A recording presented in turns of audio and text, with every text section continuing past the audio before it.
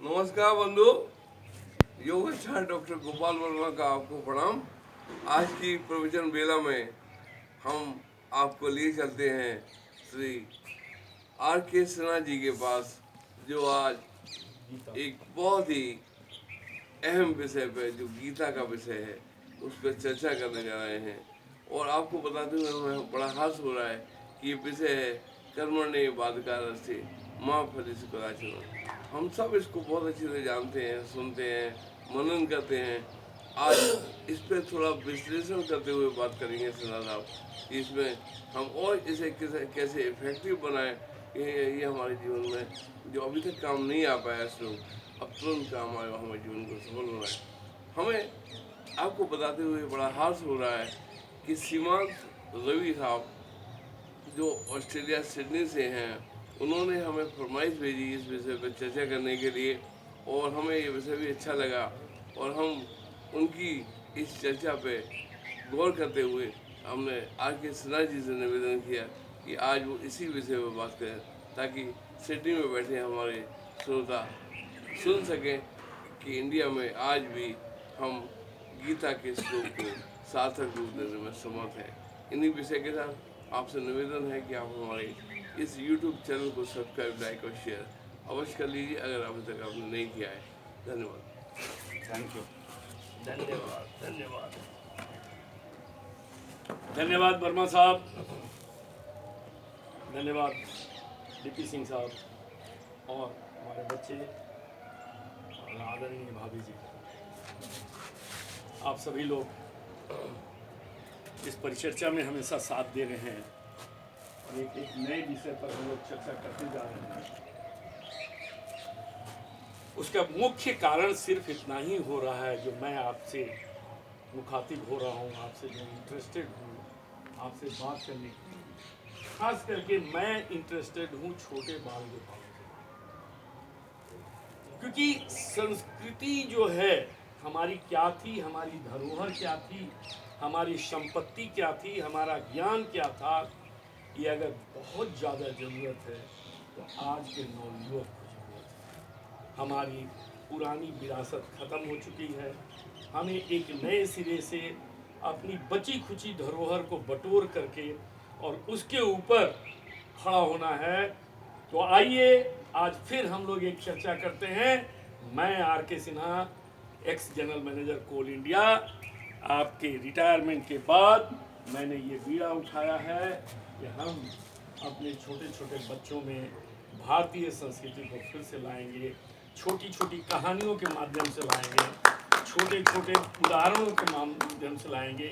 और बीच में जो कुरीतियाँ पैदा हो गई, जो अर्थ को अनर्थ कर दिया गया और लोगों को रास्ते से भटका दिया गया, उन कुरीतियों पर जहाँ तक अपनी संभव होगा, अपने नॉलेज से, अपने बुद्धि से, मैं उनको उनकी गंदगी को साफ करते हुए आपको एक स्वच्छ और साफ सुथरा वातावरण में ले चलता हूँ।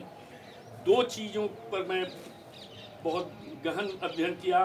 एक तो भारतीय समाज में गुरु प्रथा बहुत अच्छी प्रथा थी और गुरुकुल में हमारी शिक्षा देने की प्रथा थी। वहाँ पर गुरु जो थे हमको हमसे मिलाते थे, हमारा परिचय हमसे कराते थे। मतलब आप जब मनुष्य के जीवन के रूप में जन्म ले चुके हैं तो आपने 3 शक्तियां ऑटोमेटिक आपके अंदर है। आप सृजन कर सकते हो, आप करते भी हो। आप सृजन करने के बाद उसको छोड़ना नहीं है, उसकी पूरी जिम्मेवारियों को लेकर के वहन करना है। तो आप संचालन भी करते हो, आप पालन करते हो, उसके साथ साथ आप सही ढंग से सही दिशा में चले तो आप उस पर नियंत्रण भी करते हो। जन्म तो देते ही हो बच्चों का, लेकिन साथ में आप जो बुद्धि से उपयोग करके, बुद्धि को ला करके आप कोई प्रोजेक्ट बनाते हो, कोई कार्य रूप करना चाहते हो, कोई गोल सेट करते हो, कोई टारगेट बनाते हो अपने जीवन का, तो उसमें भी आपको एक सृजनात्मक शक्ति चाहिए दिमाग में। क्या मुझे टारगेट करना है, क्या मुझे प्रोजेक्ट बनाना है, और उसका संचालन भी चाहिए, उसका नियंत्रण भी चाहिए। तो ये 3 गुण हर मनुष्य में है, और ये गुण होने का एकमात्र जो शक्ति है, वो शक्ति आती है आपकी कल्पनाशीलता से। जो अन्य जानवरों से आप इसीलिए अलग हो कि आप कल्पनाशील हो, बाकी अन्य जानवर जो हैं आपके समान कल्पनाशील नहीं है। हमारी प्रगति जो हो रही है, हम जो एक एक स्टेप बढ़ रहे हैं, हम विज्ञान की इतनी बड़ी दुनिया देख रहे हैं, सब हमारी कल्पनाशीलता से ही है। Do you agree? सब आप कल्पना करते हो, आप कल्पना करते हो कि पक्षियों की तरह उड़ सकें, तो आपने हवाई जहाज बनाया। आप कल्पना किए कि मछली की तरह तैर सकते हैं आराम से बिना हाथ पैर हिलाए, तो आपने पानी की जहाज बनाई। आप इस प्रकार से कल्पना करते जा रहे हो कि कोई मेरा सेवक हो जो बिना कुछ प्रत्युत्तर दिए हुए काम करे, तो आप रोबोट बनाए। आप हर वो चीज़ जो आप कल्पना कर रहे हो, आज उसे साकार कर रहे हो, तो उसमें सिर्फ और सिर्फ एक ही चीज़ आ रही है कि सृजनात्मक शक्ति आपके अंदर है, आपके अंदर कल्पना शक्ति है। ये तीनों कार्य जो है आपके अंदर है, और इसीलिए हमारे हिंदू संस्कृति में 3 देवों का निरूपण किया गया। 3 देव हैं, ब्रह्मा विष्णु महेश, और तीनों ये 3 कार्यों के प्रतीक हैं। समझे बच्चों? 3 देव जो हैं, ब्रह्मा विष्णु महेश, ये तीनों हमारे तीनों कार्यों के प्रतिनिधित्व करते हैं। सृजन करते हैं तो ब्रह्म के रूप में करते हैं, पालन करते हैं तो विष्णु के रूप में करते हैं, और नियंत्रण करते हैं तो शिव के रूप में करते हैं। ये कहीं कोई बाहर की चीज नहीं है, ये सब आपके अंदर है। और इसीलिए एक शब्द में बोला गया है, अहम ब्रह्मास्मि, मैं स्वयं ब्रह्म हूँ। अब इसको कुछ बीच के लोगों ने इसका नाजायज फायदा उठाया और इसको कहा गुरु ब्रह्मा गुरु विष्णु गुरु देवो महेश्वरा गुरु साक्षात परम ब्रह्म तस्मै गुरु नमः। इसमें कुछ एजेंट अपने को बना दिए और अपने को गुरु कह करके उन्होंने स्थापित किया और कहा कि जो कुछ भी है बस गुरु के चरणों तक है, उससे आगे मत बढ़िए। नहीं सर, गुरु वो है हमारा गुरु, और हमें गुरु की बहुत सख्त आवश्यकता है जो हमसे हमारा परिचय करा दे, हमसे हमारा मिलन करा दे।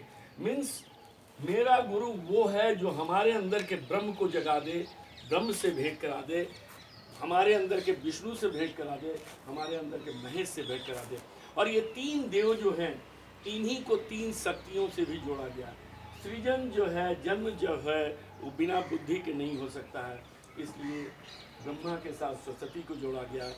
और बिना मुद्रा के लालन पालन संचालन नहीं हो सकता है, तो लक्ष्मी को जोड़ा गया विष्णु के साथ। और बिना शक्ति के संहार नहीं हो सकता है, नियंत्रण नहीं हो सकता है, इसलिए माँ पार्वती माँ शक्ति को जोड़ा गया शिव के साथ। तो ये 3 देव और 3 देवियाँ अन्य कुछ नहीं, ये आपके अंदर की शक्तियों को बताता है।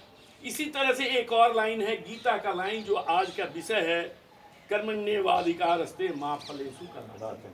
इसको साधारण भाषा में हम लोग क्या कह करके ले लेते हैं कि कर्म करते जाओ, फल की चिंता मत करो। सर दुनिया में ऐसा कोई कर्म नहीं है। बेटा जी क्या हुआ, मन नहीं लग रहा? बेटा ये कोई भी दुनिया में ऐसा कर्म नहीं है जो बिना फल को टारगेट किए हुए होता है। हर कार्य, हर स्टेप, हर स्टार्ट तभी शुरू होता है, तभी पॉसिबल होता है जब कहीं ना कहीं हमारा टारगेट होता है। बिना टारगेट का नहीं होता। अब यहाँ पर अर्थ का क्या अनर्थ हो रहा है, समझने में कहाँ भूल हो रही है, मैं किसी पर कोई टिक्का टिप्पणी नहीं करना चाहता हूँ। मैं हाथ जोड़ करके सभी गुरुओं से क्षमा मांगते हुए, सभी विद्वानों से क्षमा मांगते हुए, केवल मैं अपना स्वयं का विचार रख रहा हूँ। इसका अर्थ जो है केवल यही है, कर्मण्येवाधिकारस्ते मा फलेषु कदाचन।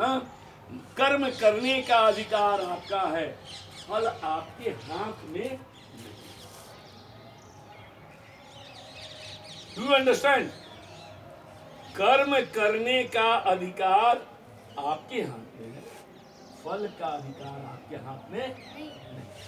जैसे आप परीक्षा देते हो तो क्या करते हो? क्या आप अपने से नंबर मार्क करते हो उस पर? नहीं करते हो। पर इच्छा, पर माने दूसरा, इच्छा दूसरे का डिजायर, परीक्षा क्या है? दूसरों की इच्छा है, उसको पूरा करके हम उत्तीर्ण या अनुत्तीर्ण होते हैं। यहाँ पर भी वही चीज है, बिना किसी फल के कोई भी बिना टारगेट के नहीं कार्य हो सकता है। बिना टारगेट का कार्य करना है तो वर्क डन साइंटिफिकली जीरो होगा। अगर आपके सर पर हम 5 किलो वेट रख दें और कहें इसको ढो, तो आप साइंस के स्टूडेंट हैं, आप जानते हैं कि अगर किसी खास दिशा में वो 5 किलो का वजन लेकर के चलेंगे तो हमारा डिस्प्लेसमेंट के साथ वर्क होगा। लेकिन अगर हम गोल गोल घूमते रहेंगे तो displacement will be zero and the work done will be zero. तो यहाँ पर जो है इस चीज को कि कोई भी टारगेट जब हम बनाते हैं, ले करके चलते हैं, तो उसमें काम करने का, कर्म का अधिकार मिलता है। कर्म मुझे करना है, उसके अनुसार हमें प्लान करना है, ये अधिकार मेरा है। कोई दूसरा हमारी जगह पर कर्म नहीं करेगा। लेकिन फल जो है वो दूसरे के अधिकार में। तो फल की चिंता मत करो, लेकिन फल के लिए प्रयासरत रहो। देखिए, दोनों का अंतर समझिए। एक है कि कर्म करते जाओ, फल तो कुछ बात मत करो। एक है कि हम कर्म कर रहे हैं फल के लिए, लेकिन कर्म करने का अधिकार है, फल प्राप्त करने का अधिकार मेरा नहीं है। तो मुझे सबसे बड़ा जरूरत क्या है इस पॉइंट पर आकर के समझने का, कि मुझे कर्म बड़ा चून करके करना है। स्टेप जो उठाना है बड़ा संभल करके उठाना है, और उसको एक ढंग से, एक सुनियोजित तरीके से, एक प्रोग्राम के अनुसार, एक डिसिप्लिन के अनुसार, एक सिलसिलेवार के अनुसार, कंटिन्यूटी के अनुसार, एक संकल्प के अनुसार उस पर हर कदम बढ़ाना है। और अगर मैं चलता हूँ उसकी ओर, एक एक कदम अगर मैं सही ढंग से बढ़ा रहा हूँ, तो निश्चित जानिए कि उसका फल हमें प्राप्त होगा। ये है, ये बीच में जो कुरीतियों से लोगों ने भ्रमित किया, भ्रमित करके लोगों ने एक माया जाल में छोड़ दिया, एक ब्रह्म जाल में कि भैया कर्म करो, कर्म करो, फल मत सोचो। अरे फल नहीं सोचेंगे तो कर्म क्या चीज करेंगे? बिना गोल के, बिना वर्क डन के रिजल्ट के how a person will work. यहाँ थोड़ा सा केवल नुक्ता के हेर फेर से खुदा जुदा हो गए, नुक्ता के हेर फेर से खुदा जुदा हो गए। एक बिंदु को दाएं बाएं कर दिया, अब खुदा से वर्ड जो हो गया जुदा हो गया। तो यहाँ थोड़ा सा अंतर करके लोगों को कंफ्यूज कर दिया गया। तो यहाँ अर्थ यही है कि आप कर्म करो, कर्म का अधिकार आपके पास है, आप कर्म करते जाओ, आपका फल तो अवश्य मिलेगा ही। फल आपके अधिकार में नहीं है, फल किसी और के अधिकार में है। तो अब आइए, कर्म कैसे करें? सबसे बड़ा सवाल ये उठता है, कर्म कैसे करें? टारगेट को पहले फिक्स कीजिए। टारगेट को फिक्स करके बड़े टारगेट को छोटे छोटे टुकड़ों में तोड़, बड़े कार्य को छोटे छोटे टुकड़ों में तोड़, डिवाइड कर। से हमको साल भर में 20 पुस्तक पढ़ना है, से दिस इज द टारगेट, कि हमको दिया गया कि 20 पुस्तक आप साल भर में पढ़ लीजिए। तो हमको 20 पुस्तक साल भर के लिए साल भर में नहीं छोड़ना है। हमको क्या करना है? एक महीना में कितना पुस्तक पढ़ना है? तो लगभग 1.5 से 1.25 पुस्तक हमको पढ़ना है। अब 1.5 पौने 2 पुस्तक में कितने पेज आते हैं? सपोज 1.5 पौने 2 पुस्तक में 300 पेज आते हैं, तो हमको 300 पेज 30 दिन में पढ़ना है। मतलब हमको हर दिन 10 पेज।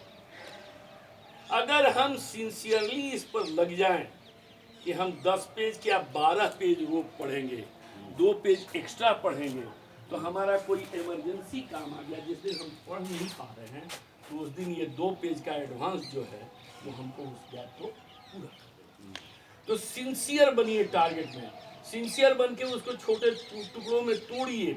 10 मंजिल के बिल्डिंग पर चढ़ना है, एक साथ 10 मंजिल मत देखिए, आप एक मंजिल पर चढ़िए। पहले चढ़िए कि हाँ 1 मंजिल पर जाएंगे, वहाँ 2 मिनट रुकेंगे, थोड़ा झूठ मारेंगे, फिर दूसरी मंजिल पर चाय पियेंगे, तीसरी मंजिल पर बिस्कुट खाएंगे, चौथी मंजिल पर पानी पियेंगे, एंड लाइक दैट इसको टुकड़ा बांध दीजिए, and a time will come you will find that you are sitting on the top. तो टुकड़ा में बांध अपना गोल सेट कीजिए। और एक चीज आपको आज मैं क्लियर कर दूँ, it is very good formula कि अगर कोई चीज़ आप इच्छा से चाहते हैं, आप उसको अगर प्रोग्राम कर लें, कोई भी चीज़, सपोज कि हमें इंग्लिश नहीं आती है, सपोज हमें संस्कृत नहीं आती है, सपोज हमें कुछ बोलना नहीं आ रहा है, हमारा कुछ भी टारगेट हो सकता है। Suppose you want to speak like R K Sinha, suppose you want to be a master of English, suppose you want to be a master of mathematics. आपको जिस चीज से जो डर लग रहा है, आप उसी को सेलेक्ट कीजिए। सेलेक्ट करके फिक्स अप ए टाइम कि हमें इसमें इतना देर लगाना है, 1 घंटा, 2 घंटा, 3 घंटा, 4 घंटा, depending upon your own availability of time. आप एक स्लॉट बना लीजिए कि मुझे 1 घंटा इस पर रोज मेहनत करना है। जेंटलमैन, इस पर अगर आप संकल्पित हैं, संकल्पित का मतलब कमिटेड, अपने आप से ये आवाज देना कि yes I will do, I shall do it, I shall complete it. अपने आप से एक संकल्प लीजिए, क्योंकि हर कार्य तब संभव है जब आप जिस दिन संकल्पित हो जाते हैं। किसान को भी कहा जाता है कि जब खेती का टाइम आता है और बैलों को जब नाद लेता है हल में, तो कहा जाता है नाधा तो आधा। जिस दिन बैल को नाद लेता है खेती के लिए प्रोसीड करने के लिए, उस दिन आधी खेती मान ली जाती है कि हो गया। जिस दिन आप पैंट शर्ट पहन करके निकल पड़ते हैं, yes today I shall do something, उस दिन आप आधी काम पूरा कर लेते हैं। अन्यथा घर में बैठ करके केवल ग्रीन लाइट हर मोड़ पर हो इसका इंतजार कर रहे हैं, तो आपको ग्रीन लाइट हर चौक ट्रैफिक पुलिस पर नहीं मिलेगा, फिर आप केवल वेटिंग लिस्ट में ही रह जाएंगे। इसलिए संकल्प लीजिए, yes I shall do, I am capable of doing it. अपने आप को विश्वास दिलाइए, क्योंकि अगर आप अपने ऊपर शक करेंगे, दुनिया की कोई ताकत नहीं है कि आपको विश्वास दिला सके। आप अपने को विश्वास दिलाइए, आप अपने पर पहले कमिटेड हो जाइए, yes I am to do it, I am to complete it.